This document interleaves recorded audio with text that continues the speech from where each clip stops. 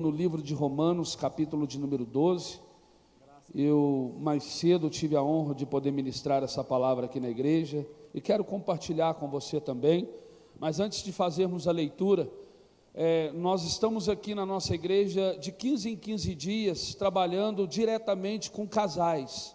Nós temos um culto que é diretamente para casais, onde abordamos temas, palavras que são específicas para casais.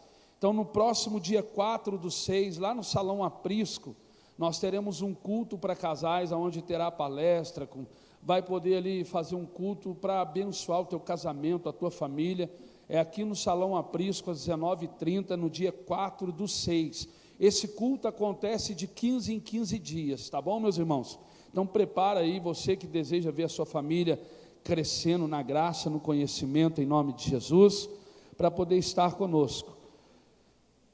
Livro de Romanos, capítulo de número 12, e verso de número 12, em nome de Jesus, diz assim a palavra de Deus: alegrai-vos ou regozijai-vos na esperança, sede pacientes na tribulação, na oração, perseverantes, regozijai-vos ou alegrai-vos na esperança, sedes pacientes na tribulação, na oração, perseverantes. Pai, esta é a tua palavra, que nessa noite o Senhor ministra ao nosso coração, no nome de Jesus, amém, e graças a Deus. Queridos, é interessante que quando você olha para o livro de Romanos, capítulo de número 12, você vai ver que do capítulo de número 12 em diante, Paulo vai abordar a maneira como nós devemos viver para com Deus ou para com Cristo. É interessante que quando você estuda esse livro, você vai ver que do capítulo 1 ao capítulo 11, Paulo vai mostrar o sacrifício de Cristo realizado na cruz do Calvário como prova do amor de Deus para conosco. Ele vai demonstrar o quanto Cristo sofreu, o quanto Cristo padeceu, o quanto Cristo lutou para que eu e você pudéssemos estar aqui nessa noite. E do capítulo 12 em diante, ele vai abordar a maneira como eu e você devemos agir, como eu e você devemos viver para com Deus, em prova do nosso amor para com Ele.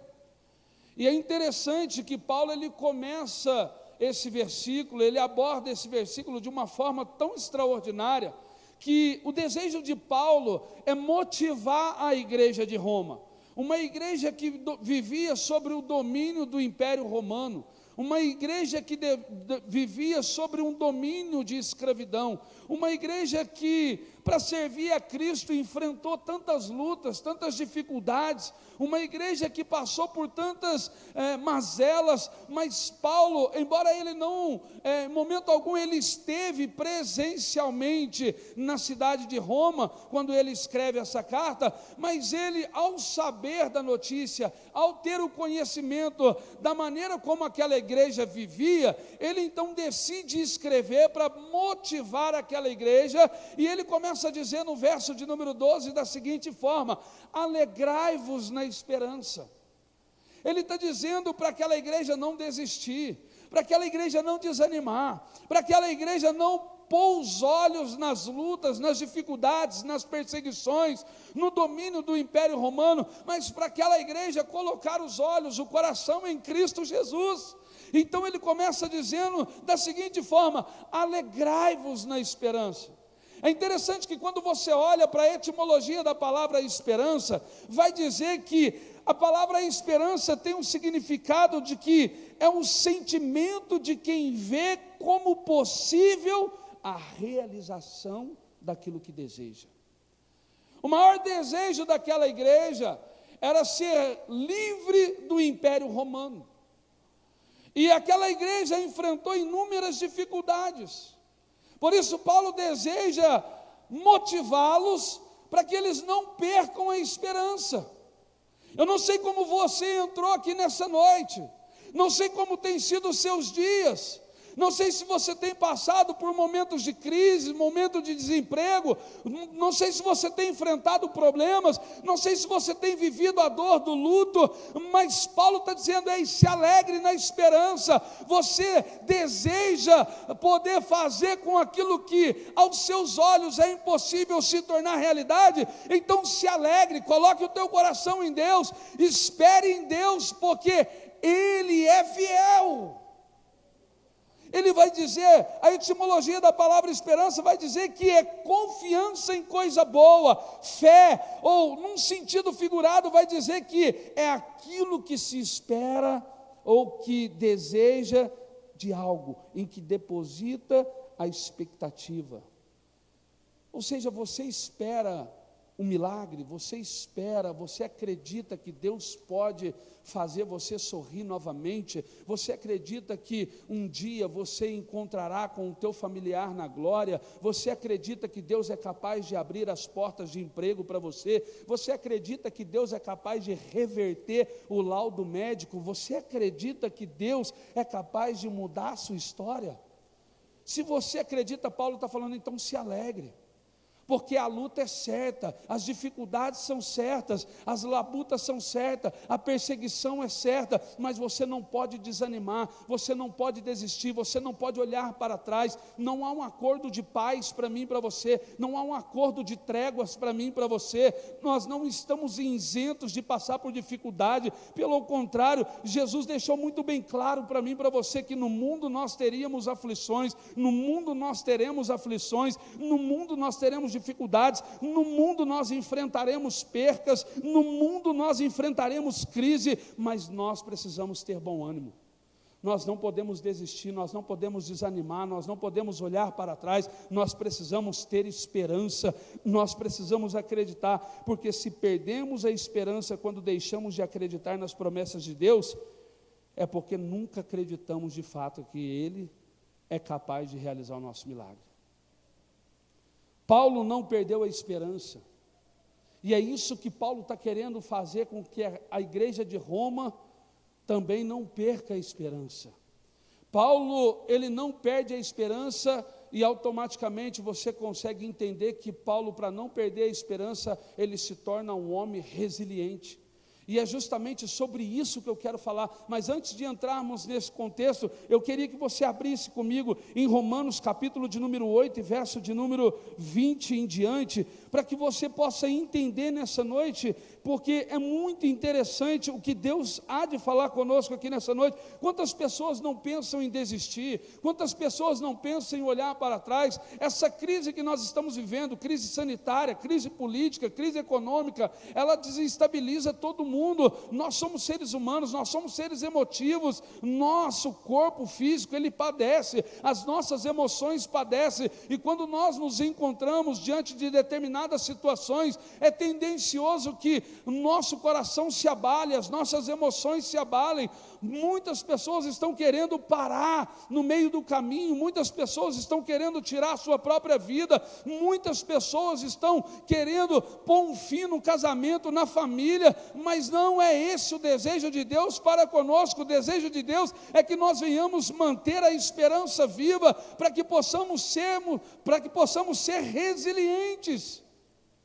E Romanos capítulo 8, verso de número 20 em diante vai dizer: pois a criação está sujeita à vaidade, não voluntariamente, mas por causa daquele que a sujeitou. Ele está dizendo: olha, eu e você estamos sujeitos ao pecado, não porque queremos pecar, não porque desejamos pecar, mas por causa de Adão, que falhou lá no jardim do Éden. Nós herdamos a natureza do pecado, mas o verso de número 21 em diante vai dizer: na esperança de que a própria criação será redimida do cativeiro da corrupção para a liberdade da glória dos filhos de Deus.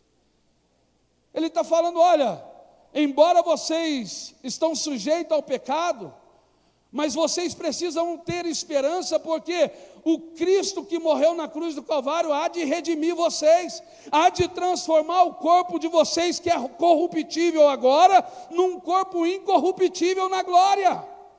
Então vocês não podem perder a esperança, vocês não podem olhar para trás, vocês não podem desanimar, porque há uma coroa de glória aguardando por cada um de vocês.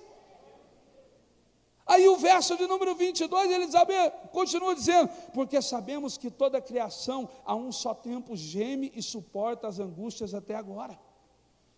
Olha o que ele continua dizendo: nós sofremos, passamos por angústia, passamos por perca.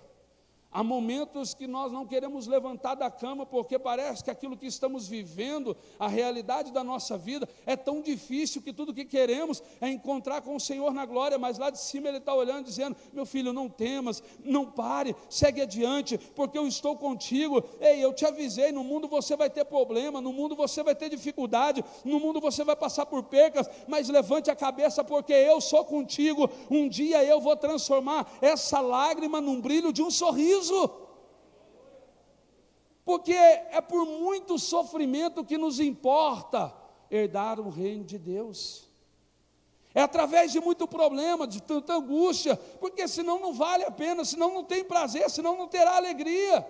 E o verso de número 23, ele vai continuar dizendo: e não somente ela, mas também nós, que temos as primícias do Espírito, igualmente gememos em nosso íntimo, aguardando a doação de filhos, a redenção do nosso corpo, porque na esperança fomos salvos. Ora, esperança que se vê não é esperança. Ele está dizendo assim: olha, se você entrou aqui em busca de um milagre, os teus olhos não é capaz de contemplar, isso sim é esperança. Agora, se você tem esperado por aquilo que você sabe que amanhã ou depois é capaz de realizar, isso não é esperança. Se você entrou aqui hoje e perdeu um ente querido, um familiar, e sabe que essa dor tem sido difícil, você entende que há uma promessa de Deus para que um dia você possa encontrar esse familiar na glória, e isso é esperança.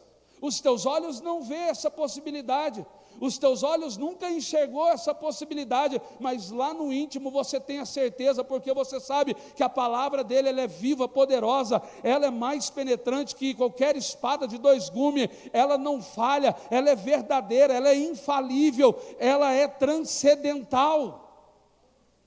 Então ele está dizendo agora: esperar por aquilo que se vê é muito fácil, agora esperança por aquilo que não se vê, isso sim é a certeza de que Deus trabalha por você.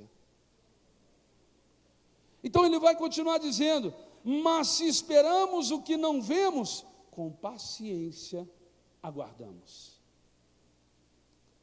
Mas Paulo está dizendo para mim e para você que não basta ter somente esperança, precisa ser resiliente.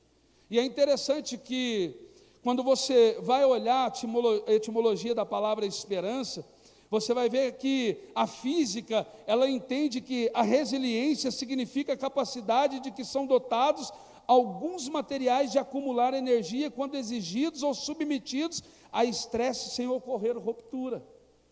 Ou seja, vou te dar um exemplo básico aqui nessa noite.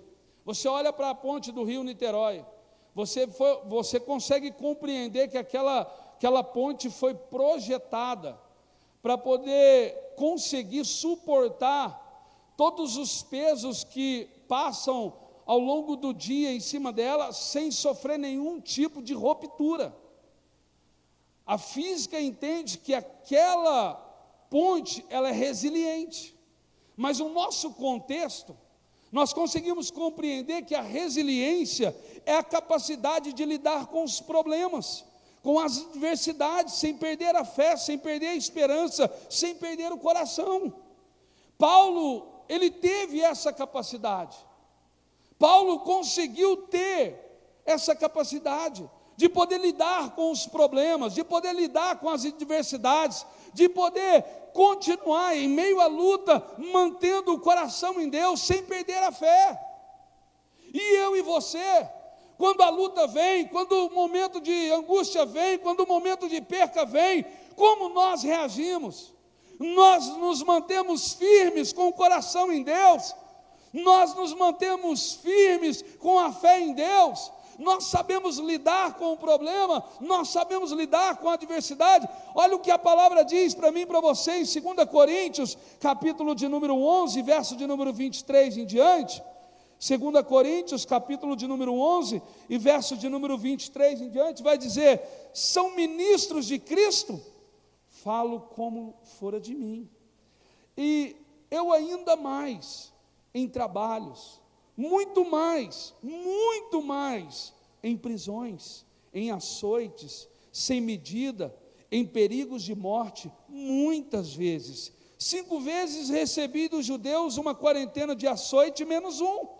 Fui 3 vezes fustigado com varas, 1 vez apedrejado, em naufrágio 3 vezes. Uma noite e um dia passei na varoagem do mar, em jornadas muitas vezes, em perigos de rios, em perigos de salteadores, em perigo entre patrícios, em perigo entre gentios, em perigos na cidade, em perigos no deserto, em perigos no mar, em perigos entre falsos irmãos, em trabalhos e fadigas, em vigílias muitas vezes, em fome e sede, em jejum e muitas vezes em frio e nudez, além das coisas exteriores, ao que pesa sobre mim diariamente, a preocupação com todas as igrejas. Olha o que Paulo está dizendo, o quanto ele não sofreu por amor ao Evangelho, o quanto ele foi perseguido por amor ao Evangelho, o quanto ele sofreu exteriormente por amor ao Evangelho, mas ele nunca perdeu a esperança, ele nunca perdeu a fé, ele nunca perdeu o coração dele em Deus, ele se manteve firme, ele foi resiliente, ele lutou, ele combateu o bom combate, porque ele entendeu que Deus era fiel, porque ele entendeu que ele adorava a Deus não pelo que Deus fazia, mas pelo que Deus era, porque ele entendeu que a salvação dele não seria negociada por poucas coisas.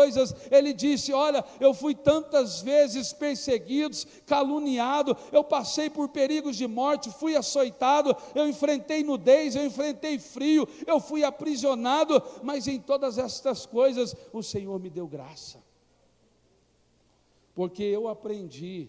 Olha o que diz em Filipenses, capítulo de número 4 e verso de número 12 e 13, olha o que ele vai dizer para mim e para você, a razão pela qual ele se tornou resiliente. Ele vai dizer para mim e para você: porque tanto sei estar humilhado, como também ser honrado, de tudo e em todas as circunstâncias já tenho experiência, tanto de fartura como de fome, assim de abundância como de escassez, tudo posso naquele que me fortalece. Sabe por que eu mantive o meu coração? Sabe por que eu fui fiel? Sabe por que eu fui resiliente? Porque eu sabia que Deus me fortalecia, porque a graça de Deus me basta, porque eu sabia que eu era totalmente dependente de Deus, eu reconhecia a minha fraqueza, e por isso eu buscava, eu adorava, eu estava prostrado, eu continuava prosseguindo para o alvo que é Cristo.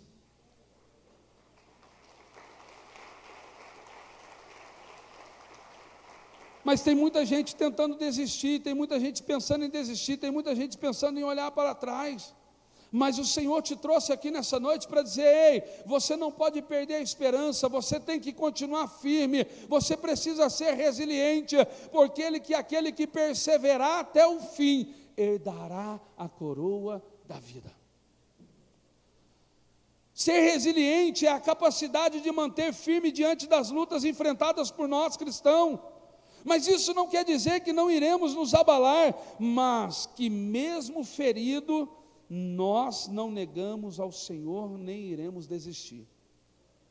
Mas tem muita gente que está deixando de ser quem realmente é para ser, por causa das adversidades, por causa dos problemas, porque não sabe lidar com as adversidades, não sabe lidar com os problemas, porque ela está invertendo os valores e princípios e entendendo que servir a Deus é como se fosse um mar de rosa. Não, querido.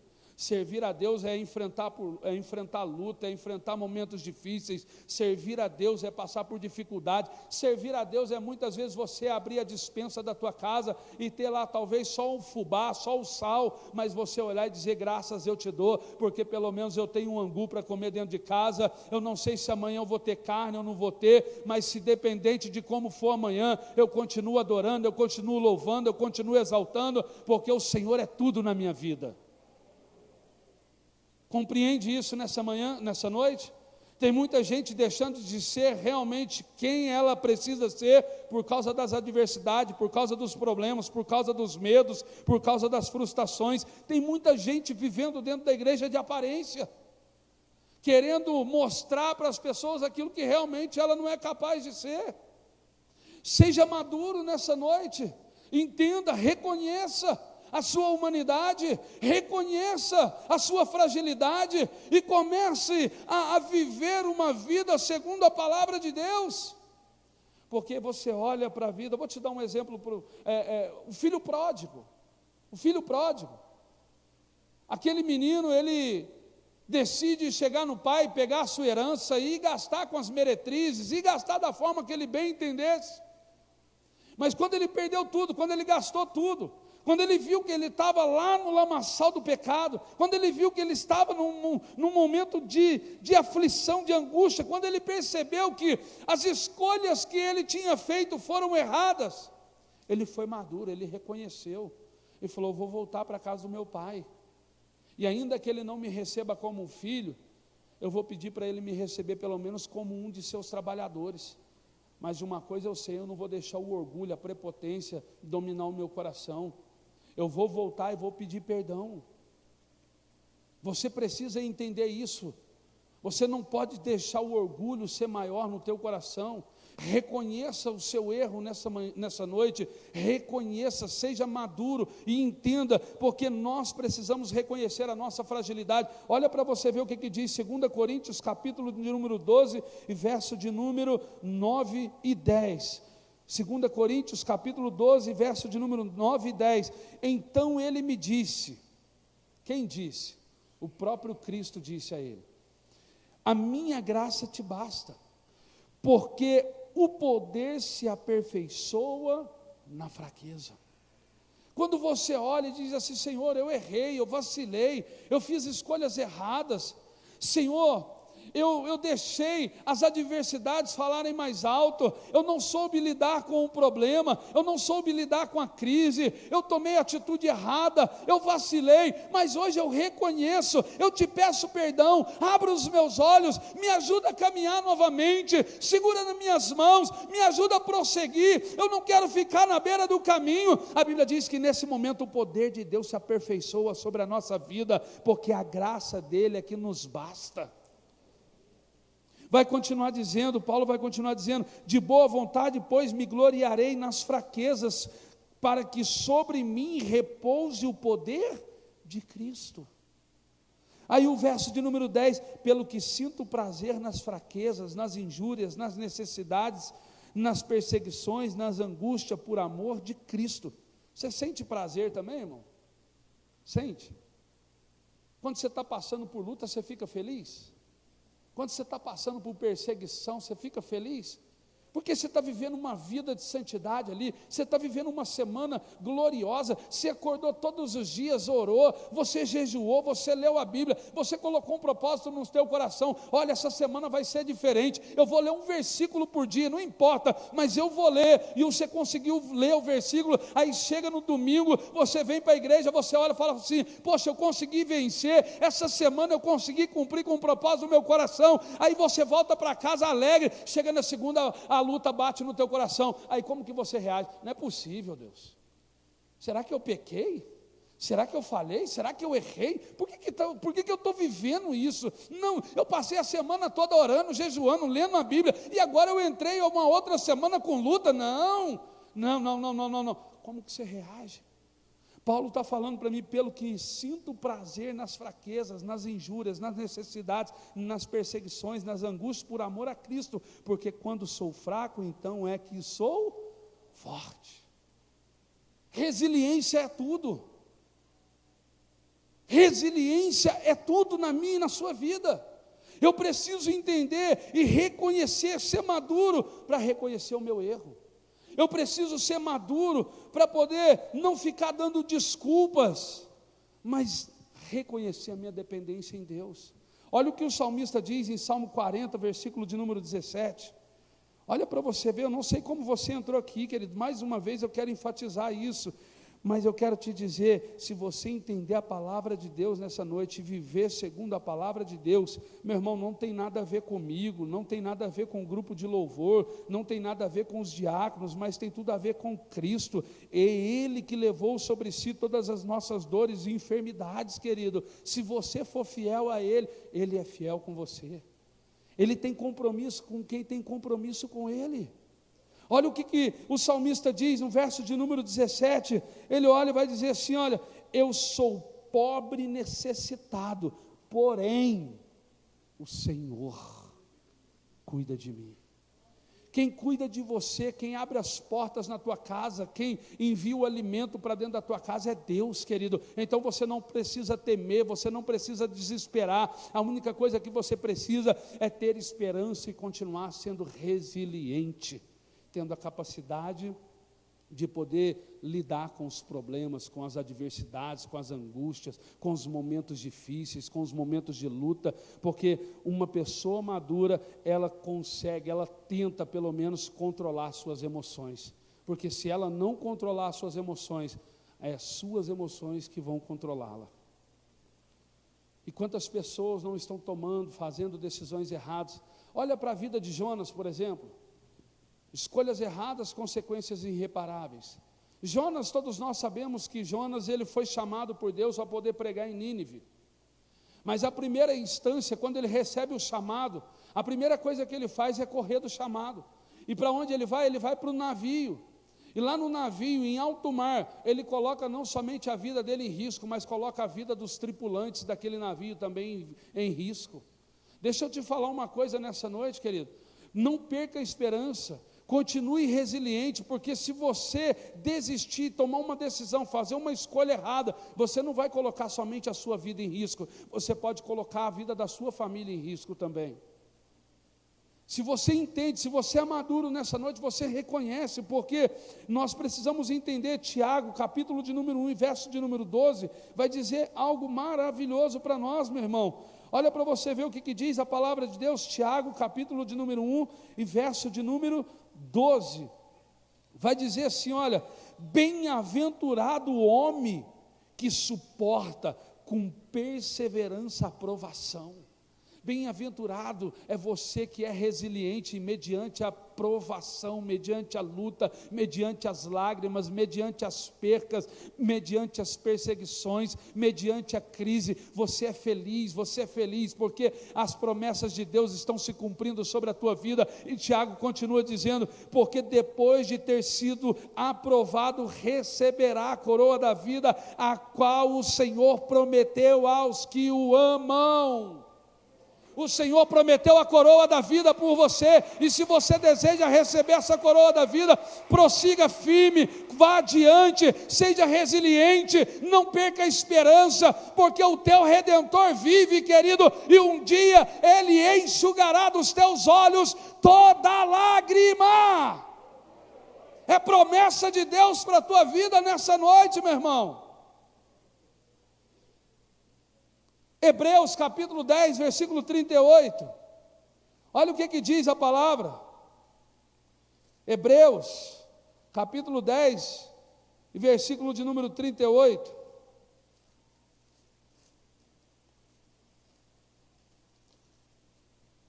vai dizer o seguinte: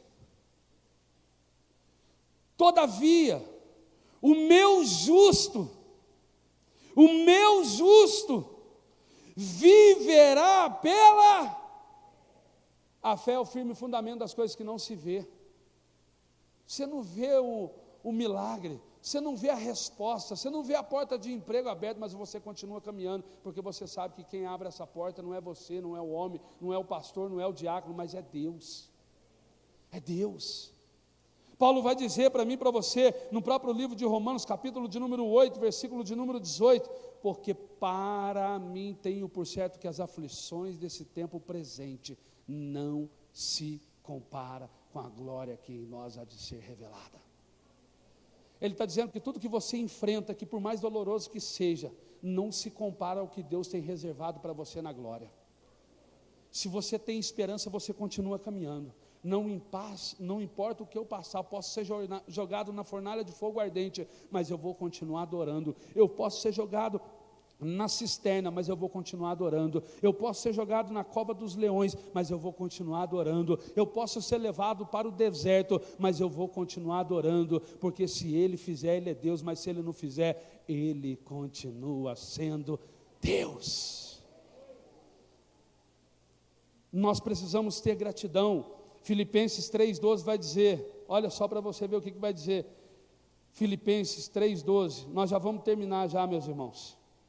Filipenses capítulo 3, versículo de número 12, não que eu tenha recebido ou que eu já tenha obtido a perfeição, mas prossigo para conquistar aquilo o que também fui conquistado por Cristo Jesus. Olha só o que ele está dizendo para mim e para você, não que eu já tenha recebido ou já tenha obtido a perfeição, mas eu prossigo para poder conquistar. Ele está dizendo, você não pode parar, você não pode desanimar, você não pode olhar para trás. As lutas não se comparam com o que Deus tem reservado para a tua vida. Continue firme, continue firme, continue firme. Olhe para o autor e consumador da tua fé, porque Ele é fiel. Continue firme, porque Ele não falha, Ele não abandona. Ei, a Bíblia diz que Deus não é homem para que minta, e nem filho do homem para que se arrependa. O salmista Davi diz, eu fui velho, eu fui moço, hoje sou velho, mas em toda a minha vida, eu nunca vi um justo ser desamparado, e nem a sua descendência mendigar o pão, porque Ele zela pela sua palavra, Ele cumpre, Ele é fiel, Ele não abandona os seus. O nosso Deus, segundo a sua riqueza, suplirá cada uma das nossas necessidades. Ele é fiel, querido. E para terminar, fica de pé no seu lugar, por favor. 2 Timóteo, capítulo 4, e verso de número 1 em diante, ele vai dizer para você e para mim, não pare, não desista, prossiga. Aí ele continua dizendo, conjuro-te perante Deus e Cristo Jesus, que há de julgar os vivos e mortos pela sua manifestação e pelo seu reino. Pregue a palavra, insta, quer seja oportuno, quer não, corrige, repreende, exorta com toda longanimidade e doutrina, pois haverá tempo em que não suportarão a sã doutrina, pelo contrário, cercar-se-ão de mestres segundo as suas próprias cobiças, como que sentindo coceira nos ouvidos, e se recusarão a dar ouvidos à verdade, entregando-se a fábulas. Tu, porém, sê sóbrio em todas estas coisas, suporta as aflições, faz o trabalho de um evangelista, cumpre cabalmente o teu ministério. Quanto a mim, estou sendo já oferecido por libação, e o tempo da minha partida é chegada. Combati o bom combate, completei a carreira e guardei a fé. Ele está dizendo, olha, cabe a mim e a você cumprir cabalmente o nosso ministério. Não são as crises, os problemas, as adversidades, as angústias, as percas que vão nos impedir de falar do amor de Deus. Mas nós precisamos continuar, nós precisamos prosseguir, nós precisamos seguir avante, porque haverá um dia que todos irão olhar e dizer, o Roberto, a Ana, o Paulo, o fulano, o ciclano, combateu um bom combate. Hoje ele guardou a fé, e agora está na glória com o Pai. Já não haverá mais choro, pranto e nem ranger de dente. Hoje ele se encontra no paraíso. Eu não sei como você entrou aqui, querido, mas o Senhor te trouxe aqui para dizer para você, não perca a esperança, seja resiliente, porque eu sou o Deus que te guarda, eu sou o Deus que te ajudo, eu sou o Deus que te fortaleço e te sustento com a destra da minha justiça. Feche os seus olhos, por favor. Faça dessa canção a tua oração em nome de Jesus.